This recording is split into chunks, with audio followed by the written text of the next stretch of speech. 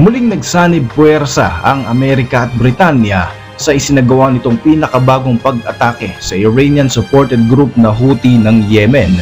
Dito nga ay pinulbos ng dalawang makapangyarihang bansa ang mga armas at makinarya ng militanteng grupo sa loob lamang ng 30 minuto. Kaugnay nga nito ay pinaulanan ng bomba ng Estados Unidos ang 85 target location ng Iranian-supported group sa mga bansang Iraq at Syria. Ito ay bilang retaliatory strike o paghihiganti ng Amerika sa pagkasawi ng 3 sundalong Amerikano na inatake ng Islamic Resistance kamakailan lamang. Ayon pa nga sa United States, patikim pa lamang ito dahil mas marami pang mga pag-atake ang kanilang gagawin upang parusahan ang mga grupong suportado ng Iran. Ako po si Roy Z and welcome sa Kien Thoughts. Kung hilig mo ang mga ganitong videos, mag-like at mag-subscribe para lagi kang updated sa mga susunod na upload.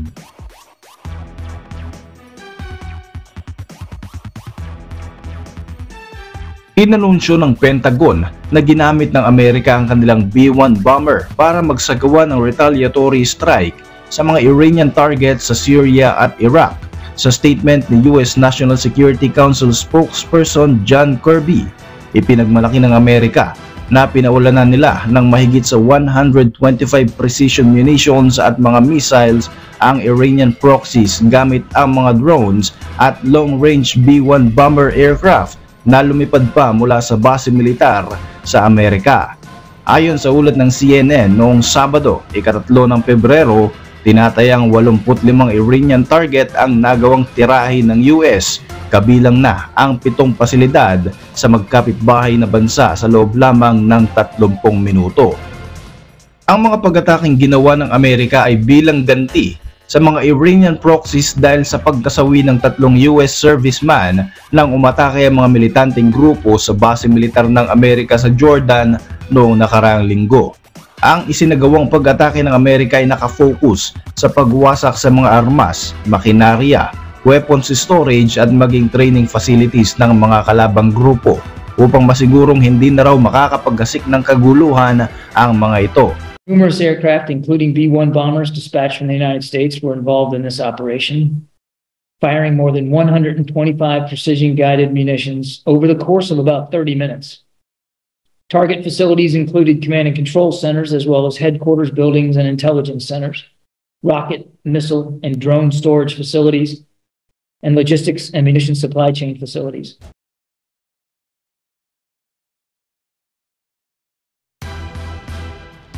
Kinumpirma rin ng US Central Command na ang mga airstrikes na ito sa Syria at Iraq ay ibinagsak nila sa lokasyon ng grupong Islamic Revolutionary Guard Corps o IRGC at iba pang mga grupo na affiliated sa Iran.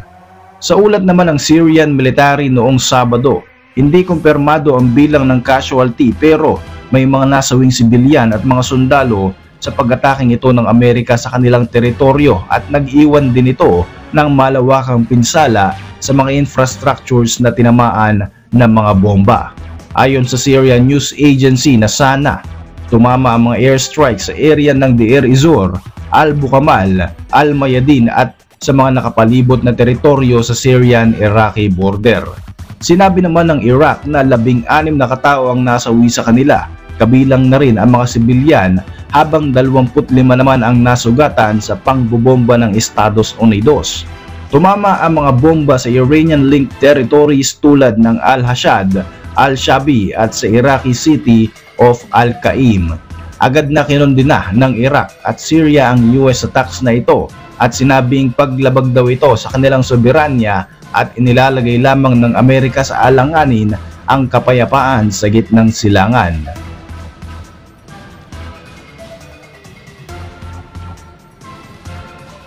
This is a long-range bomber that likely took off from the United States. It carries a lot of munitions and can target a lot of area. Ang Rockwell B-1 Lancer supersonic bomber ay itinuturing na isa sa pinakadelikadong armas na pagmamayari ng Amerika.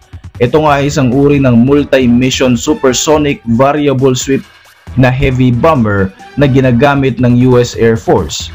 Mas kilala rin ito sa bansag na The Bone na ginamit ng Amerika mula pa noong 1985. may kakayahan ng B-1 na mag-deliver ng massive quantity na aabot sa higit sa 34,000 kilos ng conventional precision and unguided bombs and missiles kahit saan mang panig ng mundo. Isa nga ito sa pinakamabilis na bomber aircraft sa buong mundo na kayang maglakbay sa bilis na 1,448 kilometers per hour habang lumilipad ng 30,000 feet. Dagdag pa rito, ang synthetic aperture radar ng naturang bomber aircraft ay may kakayahan ding mag-track at umatake sa mga moving targets. Samantalang nagkakahalaga naman ang isang unit nito ng $317 million o higit sa 17.8 billion pesos ang isa. Alam nyo ba na mayroon din itong 50 world records in terms of speed, payload at maging range and time of climb kumpara sa ibang bomber aircraft sa mundo?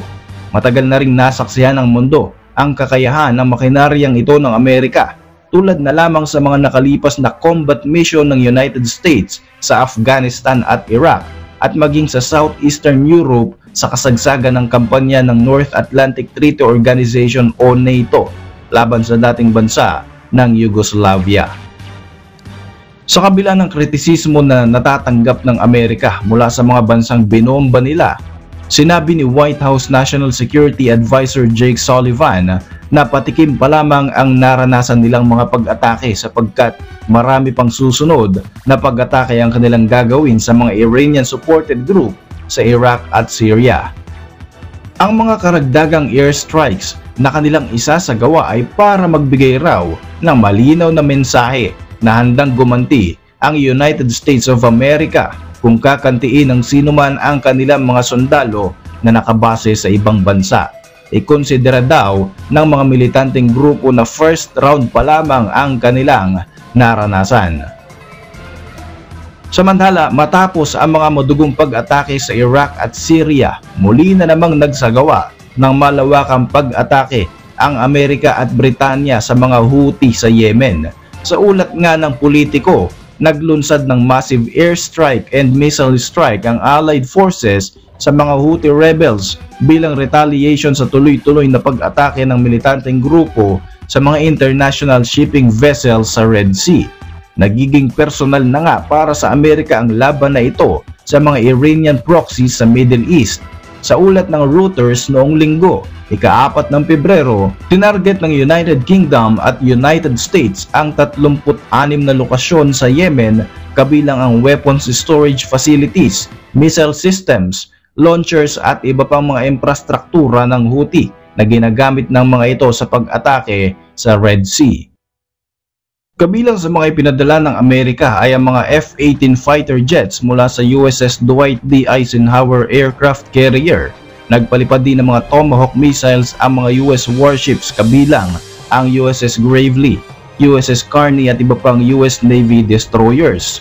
Ayon naman sa United Kingdom Defense Ministry, muli nilang ipinadala ang RAF Typhoon FGR-4 at mga Voyager tanks para sa joint operations na ito upang tuluyan nang wakasan ang mga pag-atake ng Houthi. Ito na ang ikatlong malawakang pag-ataking isinagawa ng Allied Forces kontra sa Yemeni militant group.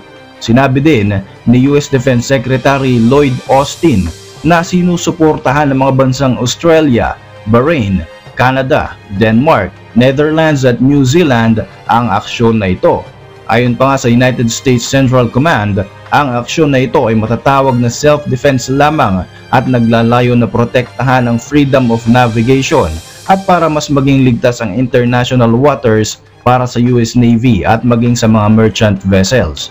Dagdag pa ng ahensya, 6 na anti-ship missiles ng Houthi ang kanilang nawasak na di umano'y nakahanda na at maaaring paliparin ng Yemeni rebels sa Red Sea anumang oras.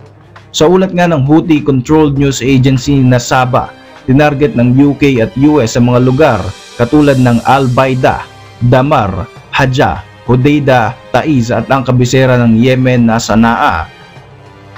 Sinabi rin ni Houthi military spokesperson Yahya Saree, 48 mga US airstrikes ang tumama sa Yemen kaiba sa sinabi ng Allied Forces na 36 locations lamang.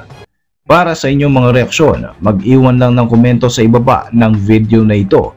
At para manatiling updated sa ating mga susunod na upload, siguruhin mag-subscribe. I-like mo na rin ang ating mga videos bilang suporta. Muli, ako po si Royce at maraming salamat sa patuloy na pagsubaybay sa ating channel.